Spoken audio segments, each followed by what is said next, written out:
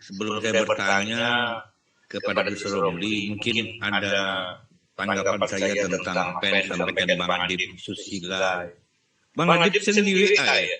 Di WA, sering Bang Adib di WA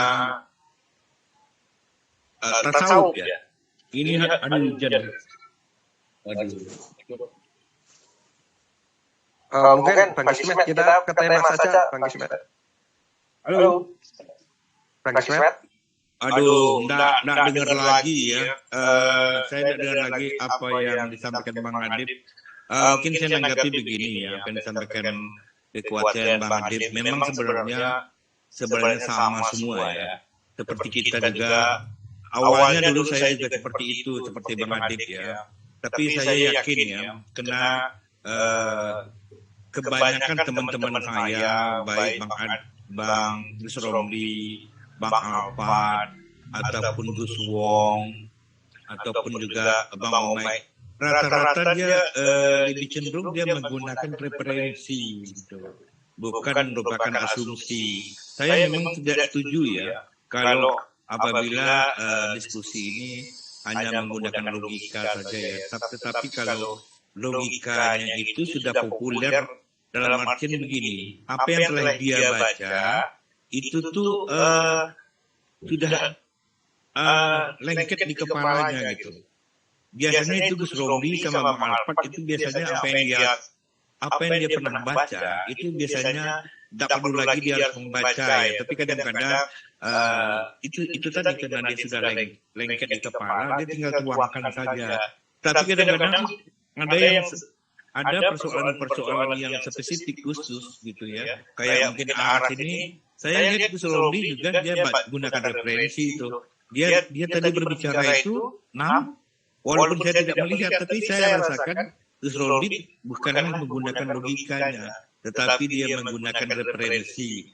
Sebenarnya, kalau menurut saya pribadi, diskusi ini bagus kalau memang kita berdasarkan literatur itu tadi, referensi, bukan semata-mata menggunakan asumsi kita semata-mata gitu.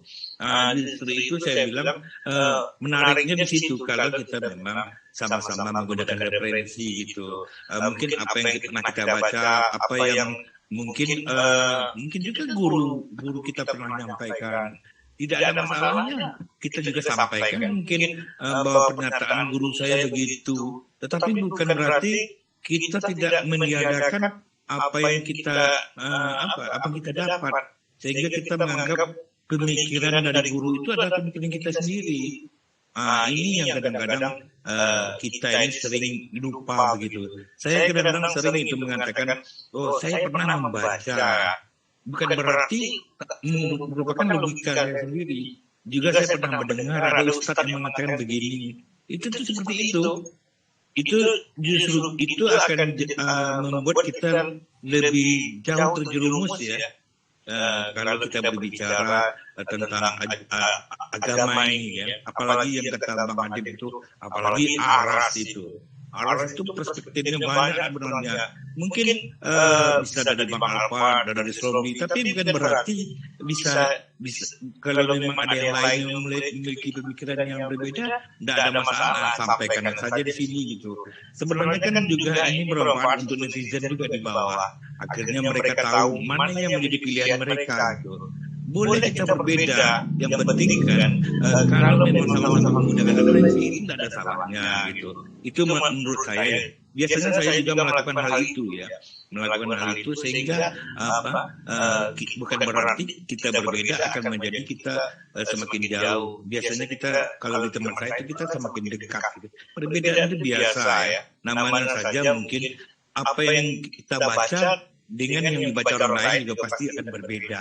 Mungkin itu juga itu saja yang bisa saya sampaikan. Saya mohon maaf, sebenarnya saya bukan menggurui, tetapi memang kenyataan memang di tempat saya teman-teman juga begitu ya. Saya mohon maaf, sebenarnya tidak ada sedikit pun untuk memberitahukan hal itu, tapi sebenarnya mungkin teman-teman hanya saja saya hanya ingin mengingatkan saja. Tidak ada salahnya kita berbeda-beda, tetapi bukan yang satu menggunakan referensi, yang satu menggunakan logika. Di situ yang tidak pasnya gitu.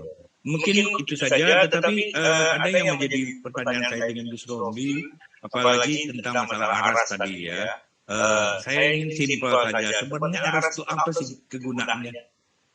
Saya kepingin tahu gitu ya. Kalau bisa memang berdinamis, saya inginnya bukan Gus Romli biarlah menjadi jawaban terakhir dari yang lain, agar kita berkembang di sini. Jadi saya tidak mau Gus Romli itu sekarang kita kultuskan deh ya. Kalau di tempat saya itu Gus Romli sama dengan yang lain gitu. Kita tidak ada perbedaan. Dan namanya kita diskusi ya. Bukan berarti saya merendahkan Gus Romli, tidak ya. Ini namanya kita di Zoom berdiskusi. Jadi kita tuh memiliki pemikiran-pemikiran berbeda. Mungkin tidak ada salahnya jawaban ini dijawab, pertanyaan saya ini dijawab dengan mungkin Bang Alfat atau yang lainnya. Mungkin begitu Bang Ain, terima kasih ya telah memberikan waktu kepada saya. Terima kasih banyak. Saya mohon maaf dengan Bang Adib, dan salam saya ini buat Bang Alfat, Bang Omai, dan Gus Wong ini. Terima kasih. Assalamualaikum warahmatullahi wabarakatuh. Waalaikumsalam warahmatullahi wabarakatuh. Terima kasih Bang Kismet. Mungkin saya menuju ke ini Bang Opo yang sudah rahasia dari tadi. Silakan Bang Opo. Ya, halo, singkat saja ya.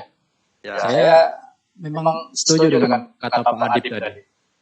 Yang pertama, kita itu berpendapat menggunakan referensi, iya, bagus, tapi harus ditekankan bahwa referensi yang kita pakai itu harus mendukung Al-Quran.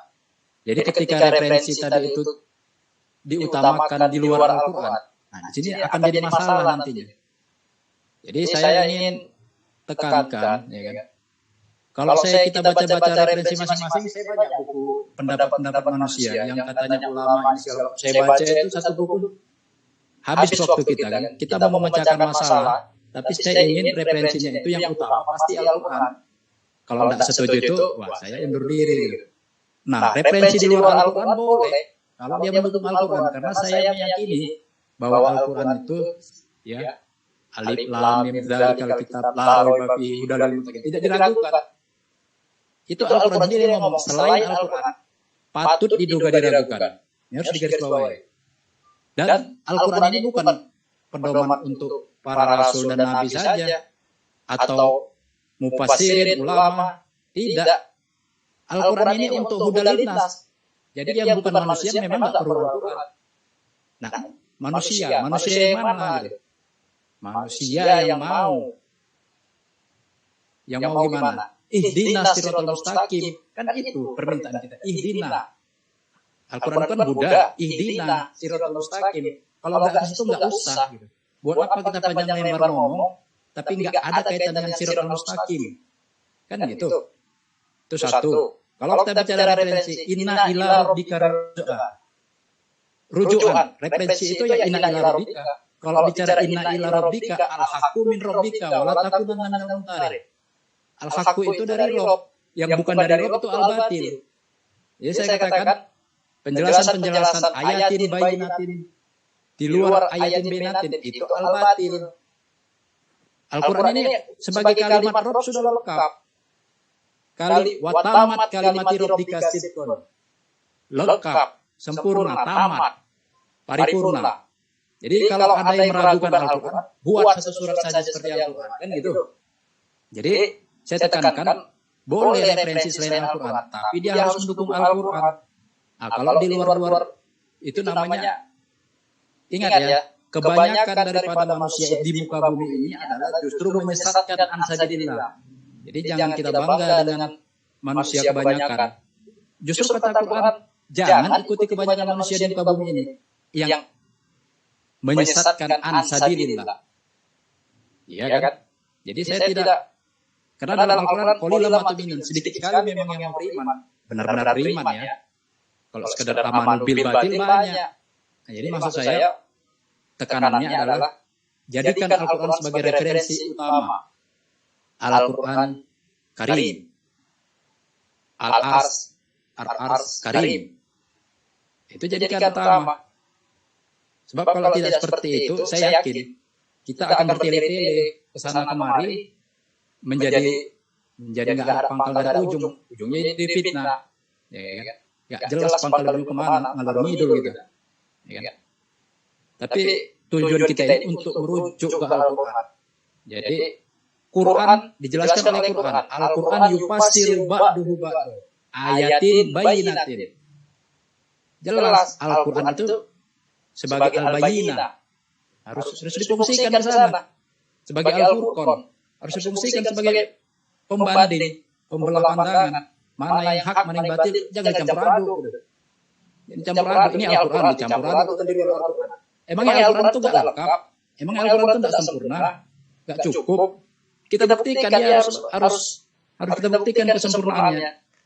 Ya kalau kita nggak bisa buktikan, bukan Al-Quran yang salah. Karena kitanya yang masih mengikuti kebanyakan pendapat manusia.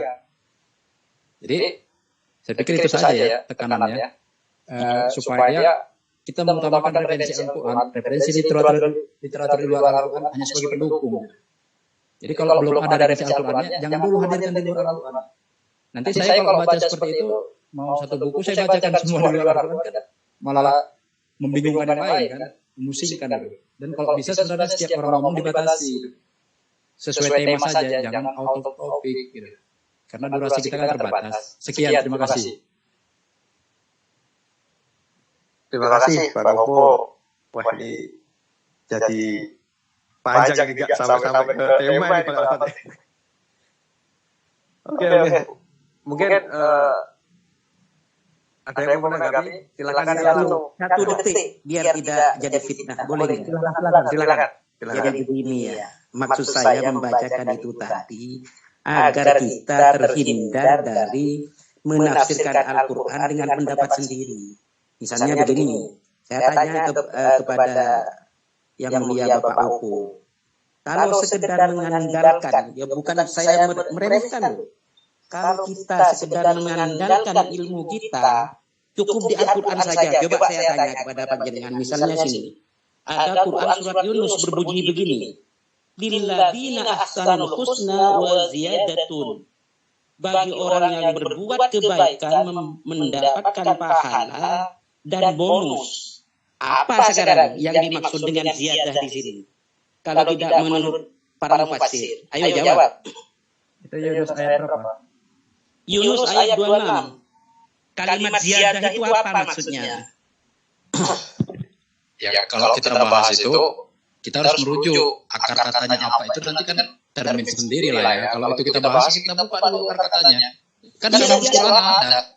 Ya sudah, sampean jelaskan aja dengan ilmu yang sampean katanya sampean sudah bisa menafsirkan tanpa mufassir gitu loh. Sebentar.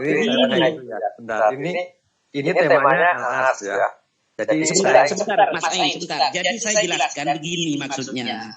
Kalau mengikuti narasinya Bapak Opo yang mulia, kita ini akan terancam semua. Karena apa? Yang selain Al-Quran harus mendukung Al-Quran. Kayaknya menafikan kitab-kitab para mufassir yang saya baca. Misalnya di sini, Quran surat Yunus ayat 26 ini, kalau kita cuma mengandalkan bacaan kita, ya udah bisa menafsirkan. Padahal ziyadah, ya.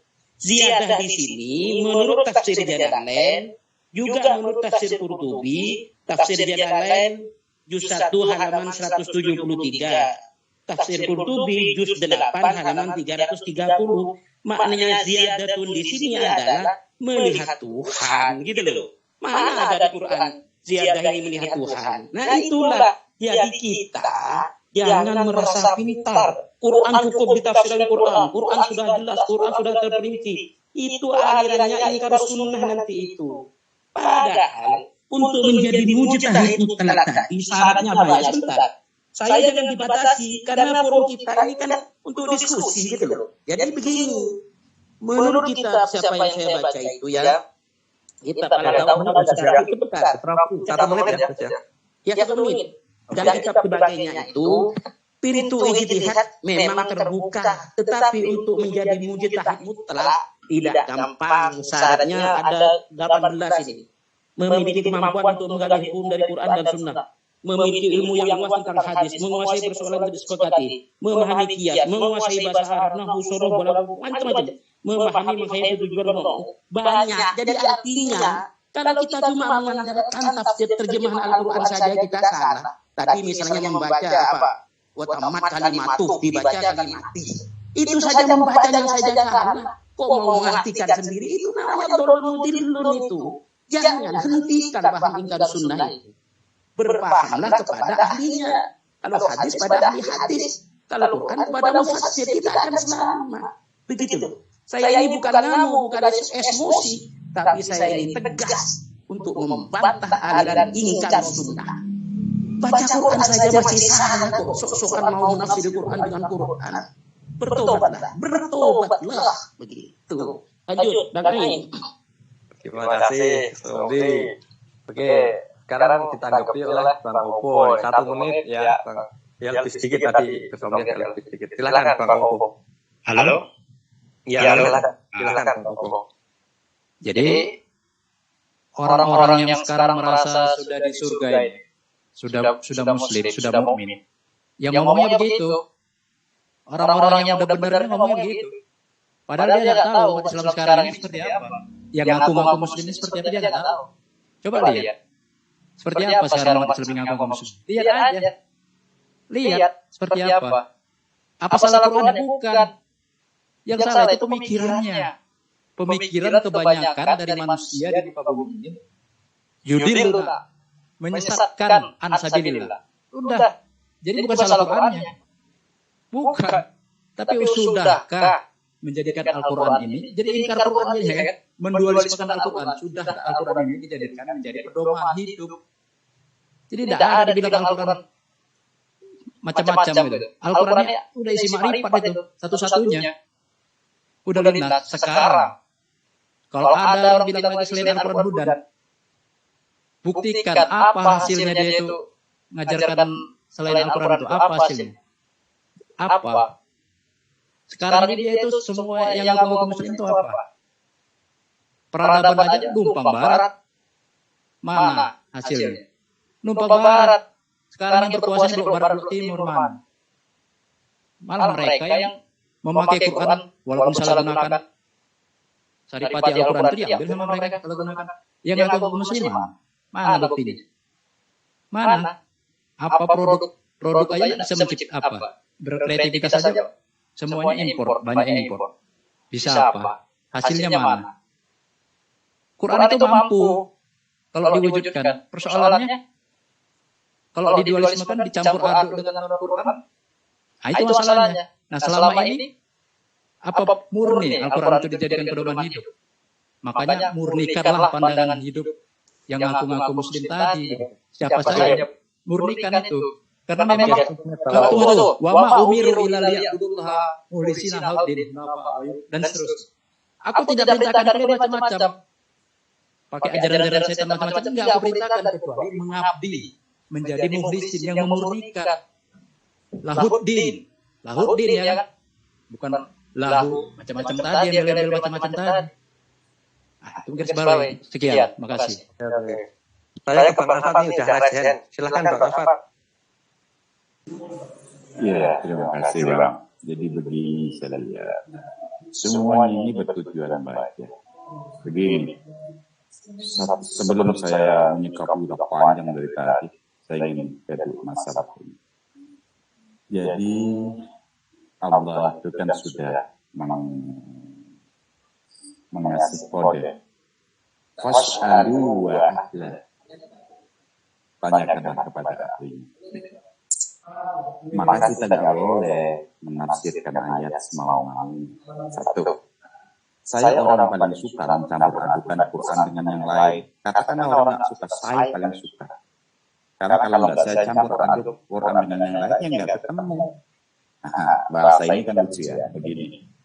Ketika Allah berkata dalam Quran, min syalsyal kal-fafr, ya, saya harus campurkan kata syalsyal dan fafr ini dengan yang lain. Karena apa saya harus memaknai syalsyal dan harus memaknai fafr? Kalau dikatakan mimpi, saya harus mencampur adukan Quran ini dengan yang lain. Kalau tidak, harus bagaimana saya mengartikan tin secara luas? maka saya bertanya kepada ahlinya. Artinya saya perlu pendapat ahli. Kita tidak boleh menafsirkan sendiri. Justru yang menafsirkan sendiri itulah yang sesat. Karena tidak bertanya kepada ahlinya. Ketika berkata dalam Quran min butuniha syarabun alwanu syifa'ul linnas, saya harus bertanya kepada ahlinya. Kenapa madu itu dari perut? Harus saya campur-adukan dengan pendapat para biologi, para dokter, para profesor. Kalau tidak, bagaimana saya mengartikan yang keluar dari perutnya itu? Saya harus menelaah maksudnya. Untuk telaah dari ayat itu, saya perlu yang lain. Kalau saya berpendapat dengan pendapat saya sendiri sesat, tidak cukup Quran itu kepada kita untuk menelaah itu tanpa referensi yang lain. Quran sudah cukup, tapi untuk memahami itu kita tidak cukup dengan Quran. Harus ada referensi. Qurannya benar sudah cukup. Ya, apa yang mengumpulkan Quran? Tapi untuk memahami Quran itu dengan apa? Tidak dengan pendapat ahlinya. Lihat surat Al-Baqarah. Ya, ada kode dari Allah. Fas'alu wa ahla. Tanyakan kepada ahlinya. Nah, maka saya bertanya, bukan dari Quran, bertanya kepada ahli fisika, bertanya kepada ahli kesehatan, ahli biologi, untuk mengerti. Ya. 2 menit ya. Ini biar tidak terjadi kesalahpahaman. Ya, artinya 2 menit kerja biar waktunya imbang. 2 menit itu. Jadi yang dimaksud oleh Bang Romli itu bagus. Yang dimaksud oleh Bang Opo itu juga bagus, tetapi salah dalam interpretasi bahwa cukup dengan Quran. Sepakat, seluruh muslim sepakat. Tidak usah dibahas, sepakat. Karena hadis, karena apapun pendapat orang ini, tujuannya untuk menelaah Quran. Tapi untuk menelaah Quran ini, kita perlu referensi dari masing-masing ahlinya. Untuk memahami kata istawa, perlu kepada ahli bahasa. Ya. Dan lain sebagainya, dan sebagainya. Untuk memahami kata mahir, perlu kepada ahli bahasa, sehingga tidak ribut. Maka, kita perlu referensi dari masing-masingnya. Ya. Satu. Quran sudah cukup, sepakat. Ya. Tetapi untuk memahami Quran perlu pendapat ahli. Maka saya mencampur adukan saya dalam menelaah Quran ini, mencari makna-makna Quran. Saya perlu pendapat orang lain, termasuk pendapat para mufassir. Kata tafsir itu artinya menerangkan. Contoh, Ibnu Katsir menerangkan ketika burung-burung berterbang, lalu Allah menahan burung-burung berterbang di udara. Ditafsirkan oleh Ibnu Katsir. Berbeda dengan tafsir atau keterangan yang didapat daripada Ibnu Firnas. Apakah salah yang diterangkan oleh Ibnu Katsir? Tidak pada masanya. Apakah salah yang diterangkan oleh Ibnu Firnas? Tidak pada masanya. Pada masanya tidak salah. Maka saya perlu pendalaman Al-Quran ini selalu bersesuaian dengan zaman. Ketika Allah memanai surat Fusilat misalnya atau surat Al-Anbiya, Allah menunjukkan langit pada saat itu langit masih berupa dukhan. Sudah 2 menit, Bang. Ya, di mana? Sebentar sudah selesai. Dimanai dengan apa dukhan itu? Asal kata Ibnu Katsir. Tapi sekarang bermakna nabula. Apa salah kalau saya menamakan nabula? Karena begitu, ya. Jadi betul ini closingnya. Betul kita cukup dengan Al-Quran karena hudal linnas atau hudal lil muttaqin. Betul. Tetapi untuk menelaah itu kita perlu pendapat para mufassir. Jangan mengandalkan wahyu kita. Termasuk pendapat Rasulullah. hadis-hadis Rasulullah untuk memberi kepahaman kita akan ilmu Al-Quran itu. Kurang lebih seperti itu. Sebenarnya banyak hal dari tadi kata al-ma'i bukan air itu akan saya terangkan dari Quran itu sendiri. Ya. Oke, Bang. Wa anzala minas sama'i wa anzala minas sama'i fa akhraja bihi. Allah menurunkan air dari langit. Ya, sebentar. Oke, lanjut. Dan itu sudah kita tanggapi balik. Ya. Oke, silakan Bang Opo yang sudah raise hand. Ya, terima kasih. Yang pertama, Al-Quran ya tadi. Al-Quran berbicara tentang kenyataan alam. Tolong dimut dulu, berisik. Nggak konsen. Al-Quran bicara kenyataan alam. Ya tentu, bicara kenyataan alam itu referensinya malah lebih valid. Kita bisa tanya itu referensinya. Ada semua itu. Bisa ditanya pada ahlinya. Ya, jadi alam yang diciptakan Allah itu pelajaran, ayat itu. Jadi saya bukan mengatakan Al-Quran itu hanya sebatas yang tertulis, kan udah saya bilang dulu, yang tersurat apa bukan ayat. Jadi jangan dipersempit, justru yang lebih luas itu adalah pemahaman yang tersirat daripada yang Allah ciptakan. Yang Allah ciptakan semua itu yang nyata itu, ya, sama wal ard itu semuanya itu, al-alamin itu ada hukumnya. Nah, itu malah lebih valid daripada referensi karang-karangan manusia, wacana-wacana manusia. Nah, kalau kita tanya sama orang-orang ilmuwan-ilmuwan yang berbicara ahli di bidang alamnya masing-masing gitu, biologi tadi katanya, antropologi yang sifatnya alam lah, itu malah valid karena ada alam itu di dalam Al-Quran, valid. Bahkan ada juga kadang-kadang yang menyesatkan. Ya buktinya masalah geosentris, heliosentris itu kan masih begitu kan. Al-Quran hakimnya. Kalau dibilang bertanya kepada ahlul zikir tadi, lah, emangnya Al-Quran itu isinya bukan al-ayati wa zikril hakim. Malah dia di atas ahli itu. Allah itu dengan ayat-ayatnya itu di atas ahli zikir. Jadi saya tidak menafikan alam yang Allah ciptakan itu mengandung hikmah. Tidak menafikan itu. Yang saya protes itu adalah wacana-wacana, penjelasan-penjelasan yang di luar daripada ayatin bayinatin atau yang bertentangan dengan ayatin bayinatin. Nah, itu saya berjilid-jilid siap untuk berdebat masalah itu. Makanya bisa saya patah-patahkan karena memang pemecah belah semua. Di luar ayatin bayinatin pemecah belah. Faktanya begitu. Allah tidak mengajarkan macam-macam. Wa ma umiru illa liya'budu mukhlisina lahuddin. Macam-macam diperintah. Dalam rangka itu. Jadi jangan kita merasa sudah di atas angin. Memang selama ini kita ini masih, katakanlah kita ini masih belajar. Tapi belajarnya harus jelas orientasinya kemana. Inna ila rabbika rujua. Ya, jadi kalau misalnya rujukan-rujukan lain mendukung Al-Quran, valid. Mendukung Al-Quran loh ya. Kalau bertentangan, langkai dulu Al-Qurannya kalau berani kan. Jadi emangnya kita udah selesai? Udah selesai bang kita ini meneliti Al-Quran? Belum. Ngapain kita susah payah meneliti di luar Al-Quran? Kalau meneliti ilmu alam, al-alamin itu 30 detik lagi. Silahkan kalau 30 detik. Jadi saya cukupkan gitu aja.